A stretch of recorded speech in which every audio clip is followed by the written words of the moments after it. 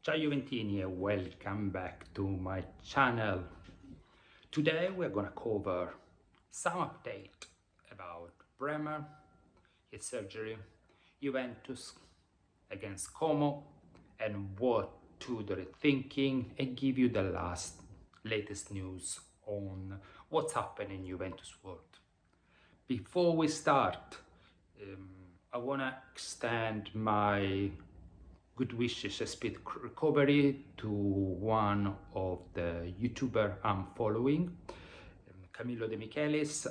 If you don't know him, please have a look at his video, especially if you're Italian. He's great. He's a good journalist. He's a good player, and it's a crazy Juventus fan. He had some health issues, so I wish him, all my community wish him a speedy recovery. Let's start. Don't forget to like, share, subscribe, put your comment if you like the content we're producing. It means a lot to us. It doesn't cost you anything. Let's start. As I said, Bremer, I don't know if the international community have read about it. Bremer had meniscus surgery. It's not something major. I had one, but forced the player another 8 weeks of stop. So I don't think we're gonna see him until the end of the year, maybe in the new year. It's not unusual for someone that had such a big reconstruction on ACL, but it keeps this player far away from the pitch. So that brings us and leads us to things. Is Bremer reliable 100% physically? Second is, did we manage him well, and we manage his time on the pitch well? Let's touch both of them. For the first question, is reliable 100%? Of course not. He just came back from a massive surgery, reconstruction. We need, even if this reconstruction become more and more common, it was the surgeon was like a top-notch one. We need to think it's always a reconstruction. So everyone, even you are clinically healthy, a lot of reaction can start, a lot of things could happen, especially with injury. I mean, I had so many injuries, and even if I was clinical healthy, especially with this shoulder, I stopped so many times from training. I had to miss competitions because of course, you get some pain, you want to stop, you check, you want to rest, etc. So that's the reason why Bremer is stopping, and this has been unfortunate but could happen. I mean, of the cartilage and the meniscus inside the knee, it's very delicate, so it could happen.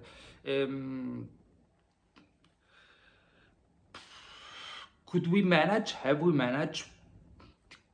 Have we managed him differently? Yes. I mean, I remember Tudor playing him every time, and maybe he should have given rest with the fact that he has Rugani there that could be a substitute. I don't know what was in his mind. Maybe Tudor really needs Bremer, or Rugani doesn't give him too much confidence, or the player said, I'm okay, the medical staff said it's okay, and after that this happened. We don't know, but definitely maybe you could have had more rest. The second thing brings me to a video I did a long time ago, in July. We talked about transfer market, and Tudor said something very important. Bremer is coming back. I want Valeri. I think it's a central defender in Pic Marsiglia that's very similar to him. And the reason why he wanted, because he wanted to have two very similar Bremer type of players. So Bremer is very good at defending, but it's give confidence to the team and let the team go up. He takes the ball, walk up, and dictate the first pass, which none of our defenders at the moment is able to do it. If you can see, they pass the ball diagonally and they look for Locatelli and they pass them. So Bremer can do both the function. Defense is a great defender, and when in post, when start the action, can replace Locatelli, so allowed Locatelli to move 20 or 30 meters up front.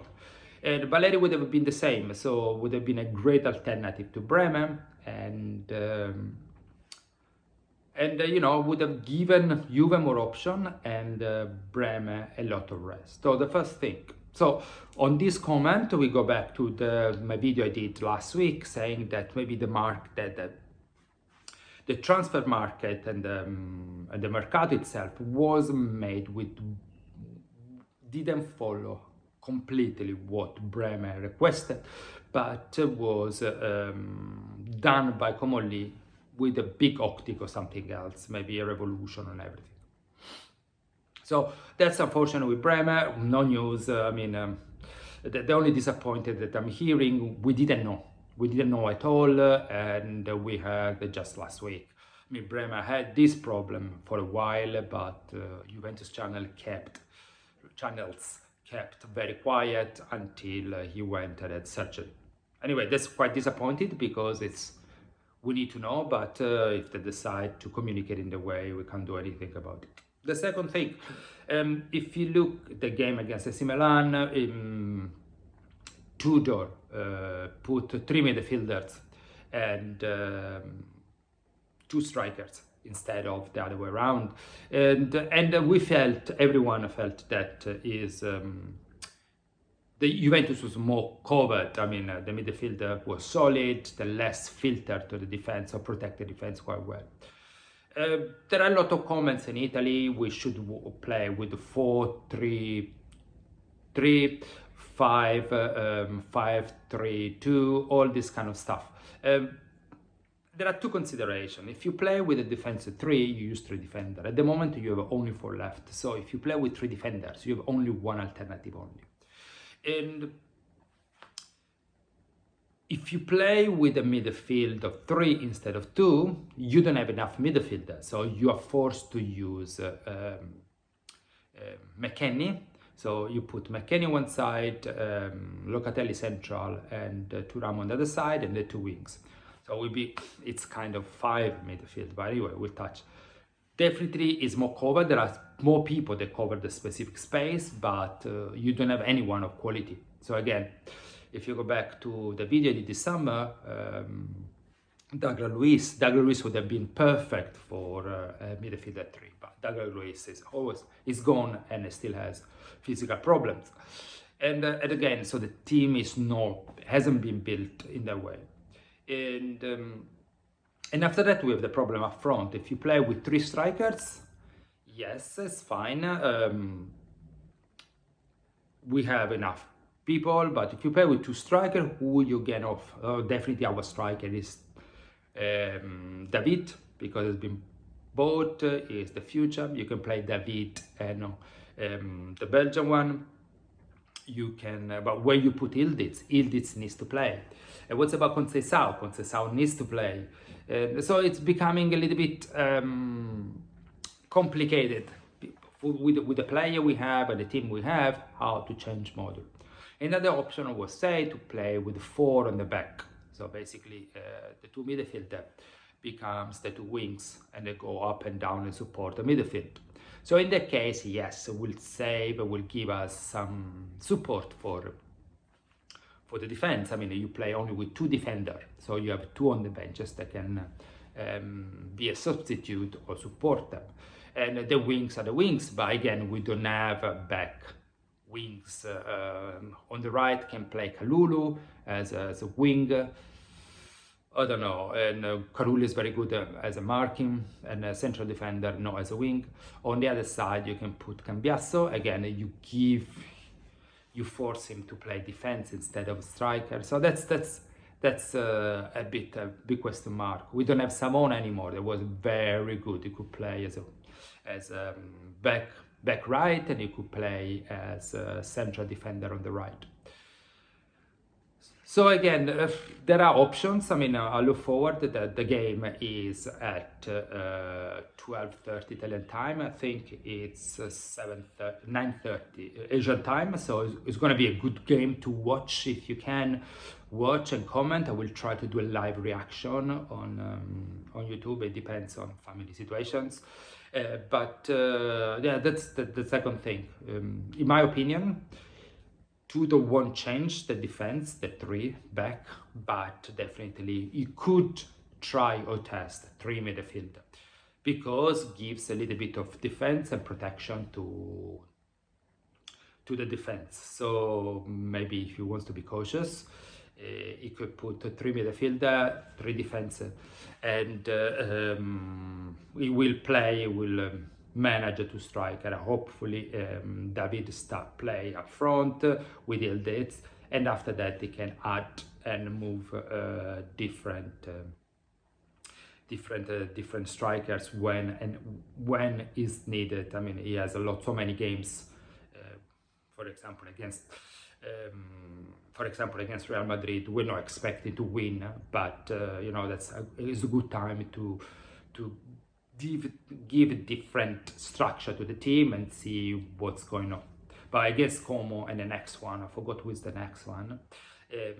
It's important to gain 3 against Lazio. In Rome, it's important to get 6 points if it's possible. Against Real Madrid, I mean, it's like if you lose, we lose against Real, so it's not a big deal. Anyway, so Tudor hasn't shared anything. Tomorrow there will be the press conference, or tomorrow or tonight will be the press conference, or tomorrow morning. So let's see what will be the latest one, and let's wish for the best. There are a few things I'm gonna change in this channel. I'm gonna do less videos, because again, when there are no news, there is no reason for me to chant a rant for no reason. So, but I will try to do videos in Italian and in English. I've been a lot of requests from my Italian side of things, so I will try to put a couple of videos a week, at least 1 video a week in Italian. But Italian, there are so many good YouTubers and journalists that can do better job than I do. But I will maintain my 3 videos a week in English, just to give you an update. And because next week we are playing Champions League, so there will be more video coming from my side.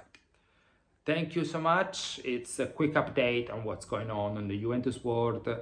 I think a better video will be tomorrow, when there are some more news close to the game, and before after the game for sure, with the latest update on the starting 11 and everything else. Don't forget to like, share and subscribe.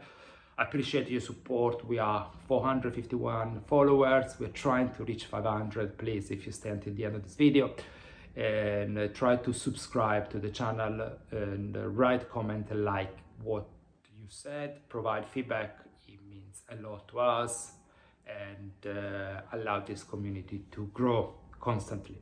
Thank you so much, and always, always, always, Forza Juve.